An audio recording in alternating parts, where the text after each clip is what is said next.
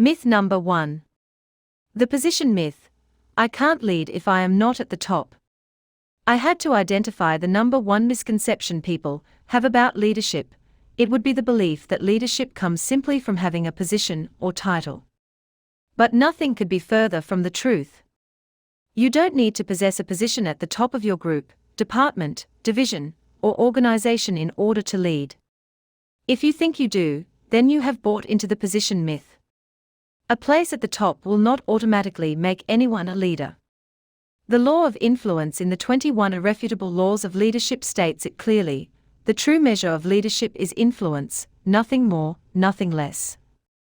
Because I have led volunteer organizations most of my life, I have watched many people become tied up by the position myth.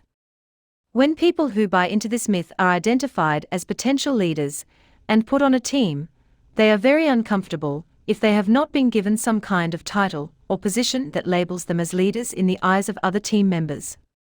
Instead of working to build relationships with others on the team and to gain influence naturally, they wait for the positional leader to invest them with authority and give them a title. After a while, they become more and unhappy, until they finally decide to try another team, another leader, or another organization. People who follow this pattern don't understand how effective leadership develops. If you've read some of my other leadership books, you might be aware of a leadership identification tool I call the 5 levels of leadership, which I introduce in developing the leader within you. It captures the dynamics of leadership development, as well as anything I know. Just in case you're not familiar with it, I'll explain it briefly here. Leadership is dynamic, and the right to lead must be earned individually with each person you meet. Where you are on the staircase of leadership depends on your history with that person. And with everyone, we start at the bottom of the 5 steps or levels. That bottom, or first, level is position. You can only start from the position you have been given, whatever it is: production line worker, administrative assistant, salesperson, foreman, pastor, assistant manager, and so forth. Your position is whatever it is. From that place, you have certain rights that come with your title. But if you lead people using only your position, and you do nothing else to try to increase your influence, then people will follow you only because they have to. They will follow only within the boundaries of your job description. The lower your stated position, the less positional authority you possess. The good news is that you can increase your influence beyond your title and position. You can move up the staircase of leadership to higher levels. If you move to level 2, you begin to lead beyond your position because you have built relationships with the people you desire to lead. You treat them with dignity and respect. You value them as human beings. You care about them, not just the job they can do for you or the organization. Because you care about them, they begin to trust you more. As a result, they give you permission to lead them. In other words, they begin to follow you because they want to. The third level is the production level.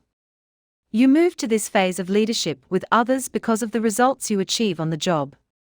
If the people you lead succeed in getting the job done because of your contribution to the team, then they will look to you more and more to lead the way. They follow you because of what you've done for the organization. To reach the 4th level of leadership, you must focus on developing others. Accordingly, this is called the people development level of leadership. Your agenda is to pour yourself into the individuals you lead, mentor them, help them develop their skills, and sharpen their leadership ability. What you are doing, in essence, is leadership reproduction. You value them, add value to them, and make them more valuable. At this level, they follow you because of what you've done for them.